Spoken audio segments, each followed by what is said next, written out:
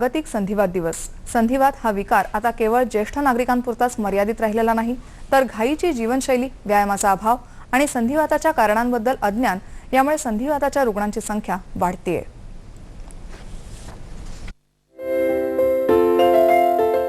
संधिवात किंवा आर्थरायटिस हा विकार केवळ ज्येष्ठ नागरिकांनाच त्रास देतो असा समज आजवर रूढ होता. मात्र बदलत्या धावपळीच्या जीवनशैलीमुळे आता संधिवाताचा वयोगट खाली येतोय. 30 नंतर 14% शहरी तर 18% ग्रामीण लोकांमध्ये सांधेदुखीचा त्रास आढळतो. संधिवात हा सांध्यांचा रोग. सांध्यांच्या हालचालीत बाधा येणं म्हणजे संधिवात. आपल्या शरीराच्या सुमारे 200 सांध्यांपैकी अर्ध्याहून अधिक पाठीच्या मणक्यात असतात. संधिवाताविषयी माहिती कमी आणि गैरसमज जास्त आहे. खरं तर संधिवात हा स्वतंत्र आजार नसून आजाराचं लक्षण आहे. संधिवात हे लक्षण असणारे अनेक आजार आहेत. लवकर निदान झालं आणि योग्य उपचार मिळाले तर संधिवातावर नियंत्रण सहज शक्य आहे. त्यासाठी उपचारांबरोबरच आहार आणि जीवनशैलीवर नियंत्रण ठेवणंही तेवढंच महत्त्वाचं. रोग किंवा विकार कोणताही असो, तो शेवटी बोट दाखवतो आपल्या जीवनशैलीकडे. त्यामुळे सकारात्मक आणि नैसर्गिक जीवनशैली संधिवातासारख्या विकारापासून दूर राहण्याचा राजमार्ग आहे.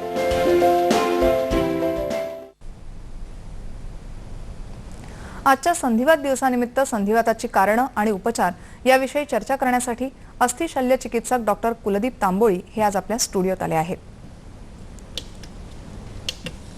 नमस्कार सर. नमस्कार. 9:30च्या बातम्यांमध्ये आपलं स्वागत.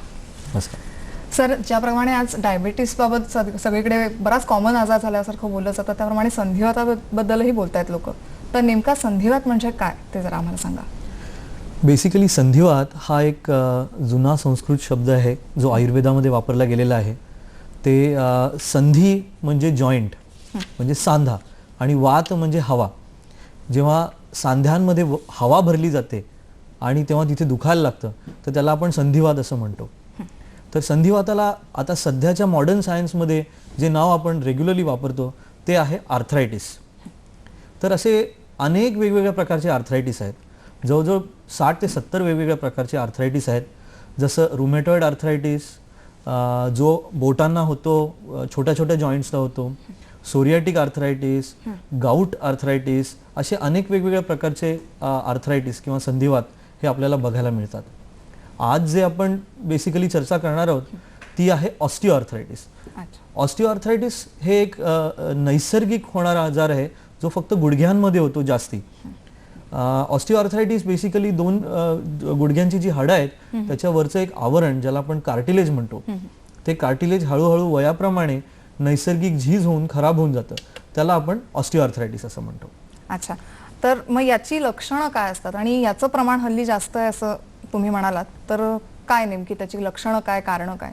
हां, सरप्राइझिंगली आजकालच्या आमच्या प्रॅक्टिसमध्ये ओपीडीमध्ये ऑस्टिओआर्थरायटिस, ज्याला आपण साध्या भाषेमध्ये गुडघे रोग किंवा गुडघ्यांचा संधिवात म्हणतो, ते त्याचे पेशंट्स आमच्याकडे खूप जास्ती वाढायला लागले. जे ऑस्टिओआर्थरायटिस वयोवृद्ध लोकांमध्ये व्हायचं म्हणजे 50, 55, 60 ह्या वयामध्ये जे सुरुवात व्हायचं ते सध्या आम्ही बघतोय की 28, 30, 32, 35 या वयोगटामधल्या पेशंट्समध्ये सुद्धा ऑस्टिओआर्थरायटिस व्हायला लागलेलं आहे.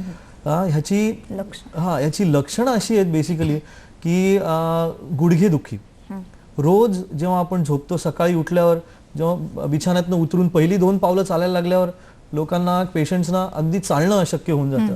जसा जसा दिवस जातो तसं तसं ते गुडघे दुखायचं कमी होतं. त्यानंतर दुसरं मेन लक्षण त्याचं हे की आपल्याला जी कामं आपण जी रेग्युलरली करतो, खाली बसूनची कामं, जिने चढायचे आहेत, आपल्याला धावायचं आहे, हे आपल्याला करता येत नाही लगेच.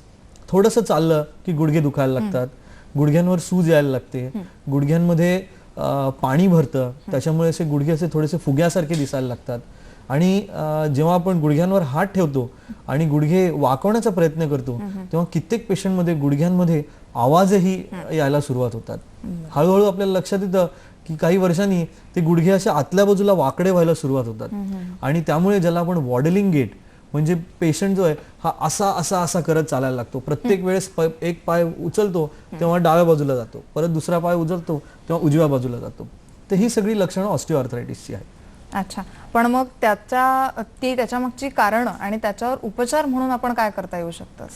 सगळ्यात महत्त्वाचं आपल्याला लक्षात घ्यावं लागेल की ऑस्टिओआर्थरायटिस हे वयामुळे झालेलं आहे. वय हे एक मेन कारण आहे.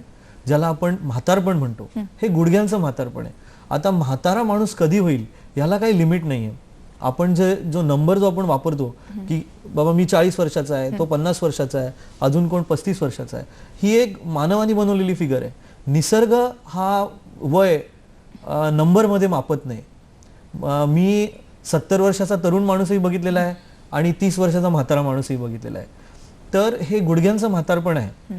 जो प्राणी 2 पायांवर चालतो त्याचे गुडघे आज नाही उद्या खराब होणार, कारण की जे वजन आहे ते 2च खांबांवर पडतं. जसं काही प्राणी आहेत, फॉर एक्झाम्पल 4 पायावर चालणारे प्राणी, कुत्रा, घोडा, ह्यांच्यामध्ये हा ऑस्टिओआर्थरायटिस हे फार दुर्मिळ आहे, अगदी आढळूनही येत नाही कित्येक वेळ. तर महत्वाचं कारण आपल्याकडे हे आहे की आपण 2 पायावर चालतो, हे एक कारण. दुसरं एक कारण आपल्याकडे ऑस्टिओआर्थरायटिस आहे ते म्हणजे आपली जी हाडं आहेत ही ठिसूळ आहेत. मोस्ट ऑफ द इंडियन्स, आपले सगळे भारतीय समाज जो आहे हे व्हिटॅमिन डी मध्ये डेफिशियन्स आहे. त्यामुळे आपले हाडं जी आहेत ही फार ठिसूळ आहेत आणि ठिसूळ जी गोष्ट आहे ही लवकर झिजली जाते. टणक गोष्ट कमी जास्ती वेळ टिकते.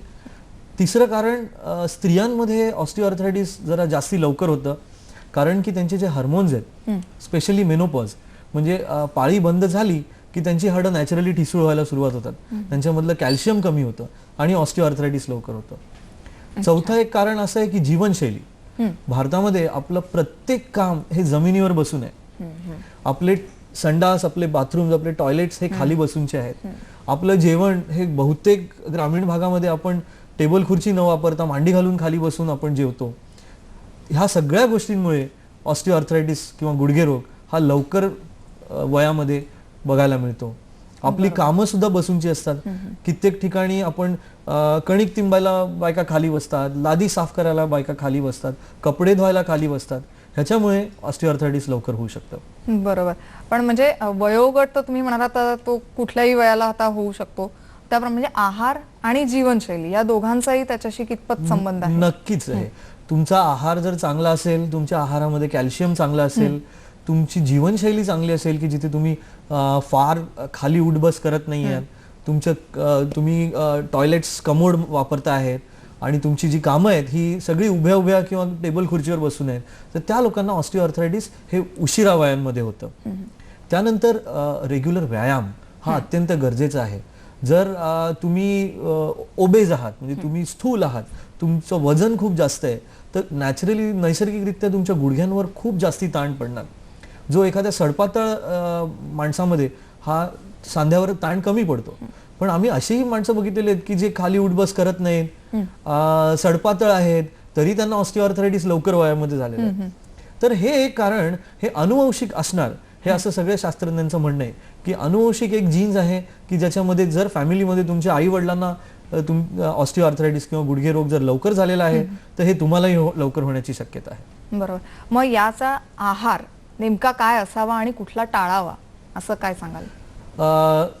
सगळ्यात आजकाल जे सगळ्यात मेन आलेलं आहे ते जंक फूड, ते ज्याच्यामुळे आपल्याला आपल्या कॅलरीजवर काही नियंत्रण राहत नाही.